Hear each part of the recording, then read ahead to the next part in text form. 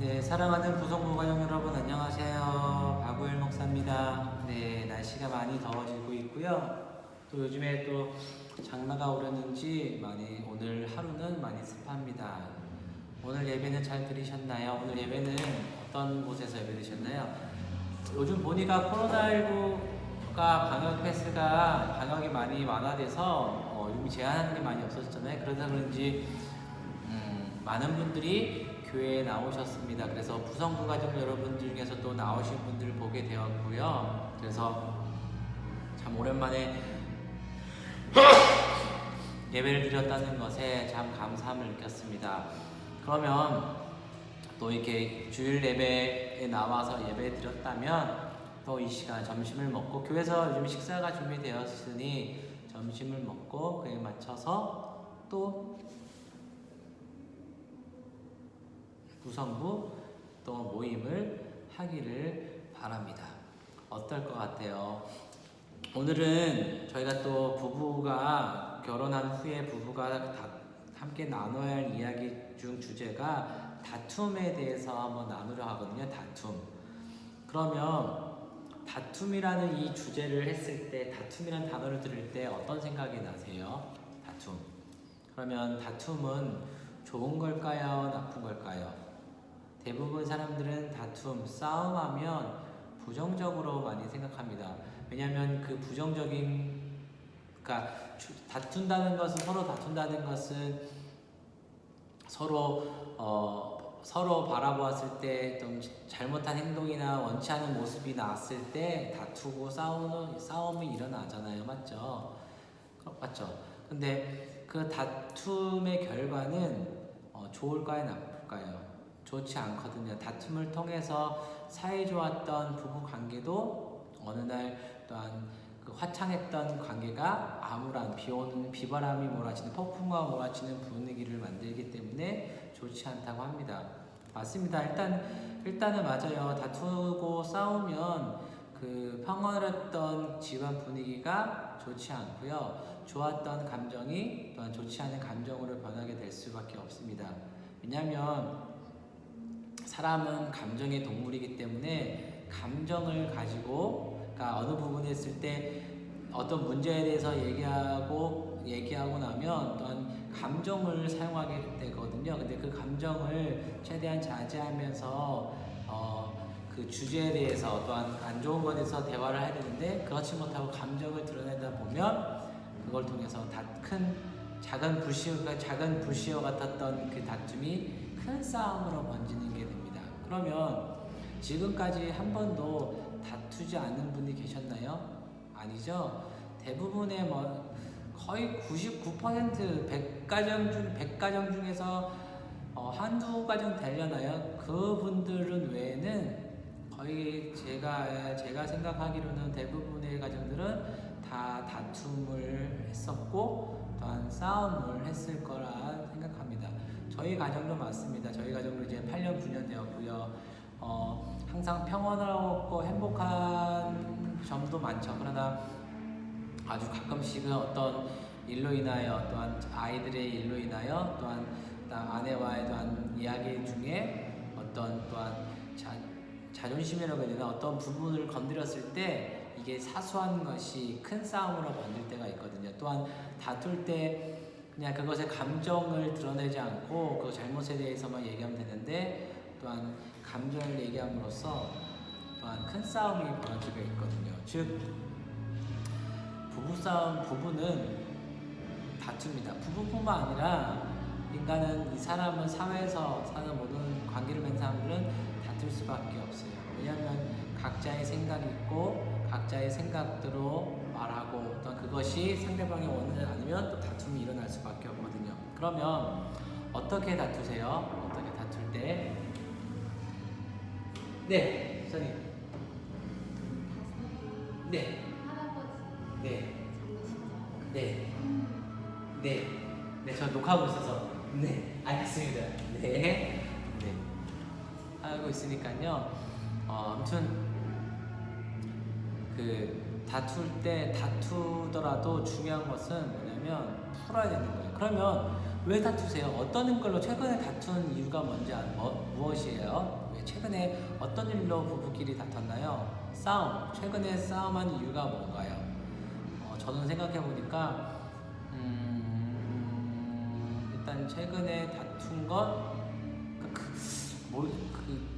이게 뭐냐면 다퉜긴 싸웠긴 했는데 주제 토픽을 벗어났다는 얘기거든요. 예를 들어서 저희도 좀 그런 일이 있는데 어떤 잘못을 주제를 가지고 다퉜던 내용이 잘못에 다퉜던 내용이 그것으로만 끝나면 기억이 남을 거예요. 맞죠?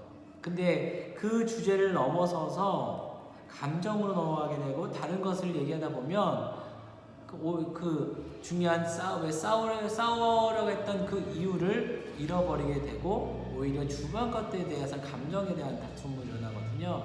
그럼 이것은 올바른 다툼이 아니에요. 조금 빗나간 다툼, 그런 다툼은 해도 가정에 좋지는 않습니다. 왜냐하면 잘못된 것만 설명하고 거기에 대해서 해결하고 거기에 대해서 문제를 풀어가야 되는데 그러지 못하는 거잖아요. 그래서 우리가 중요한 것은 싸울 수 있습니다. 다툴 수 있습니다. 그러나 중요한 것은 첫 번째, 그 다툼, 그 문제에 대해서 다른 방향으로 주제로 넘어가지 말라는 거예요. 예를 들어서 아이들의 문제에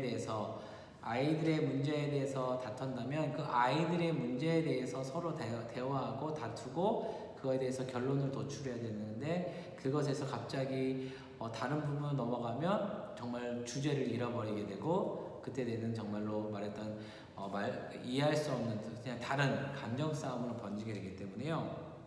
하는 거예요. 그러면 우리가 그러면 중요한 거는 다툴 때 왜냐면 싸움이보다 다툴 때 중요한 건 첫 번째는 하지 말아야 하는 비판이에요. 비판을 하지 말아야 되는데 사람은 싸우다 보면 공격하려는 성향이 있습니다. 맞죠?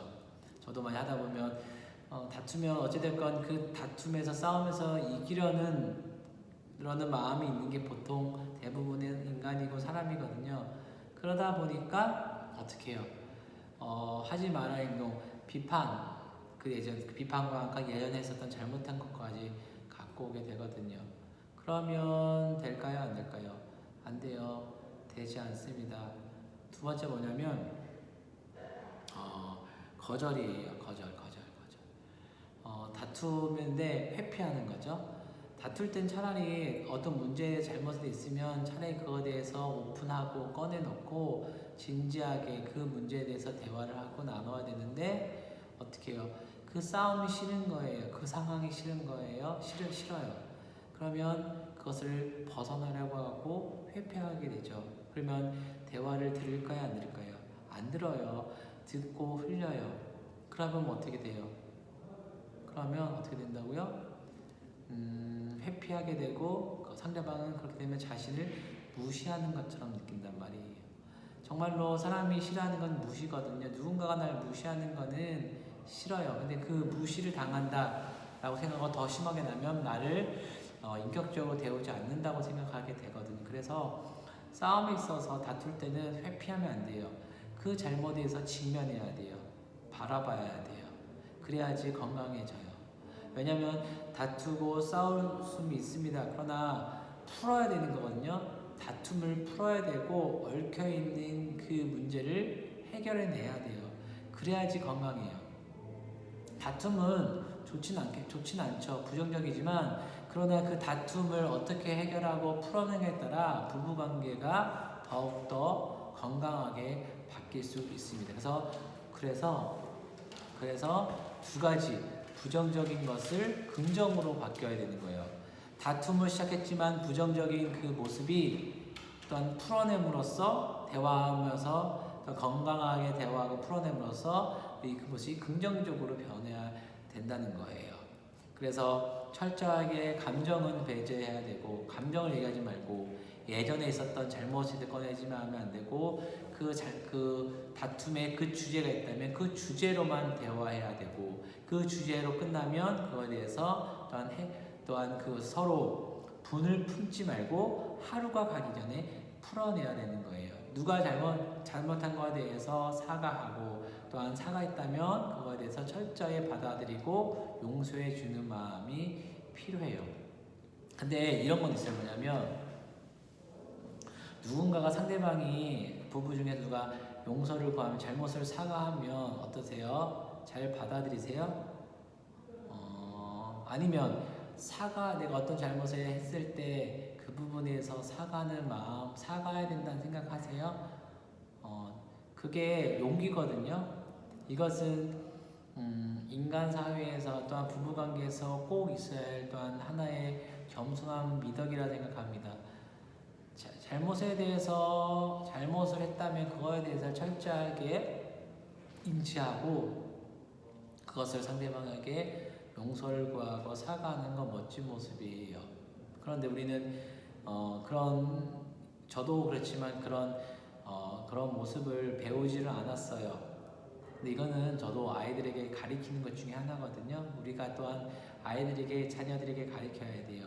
잘못한 것에 대해서 사과하고 용서하는 것은 정말 멋진 사람이고 정말 건강한 사람이라는 것을 가르쳐야 합니다. 그래서 요즘에 저는 제 아들에게 가르치고 있어요. 왜냐하면 제 아들이 잘 그렇게 하지 않고 있거든요. 그래서 사과라면 사과를 부끄러워서든지 잘 안 해서 저도 요즘 가르치고 있습니다.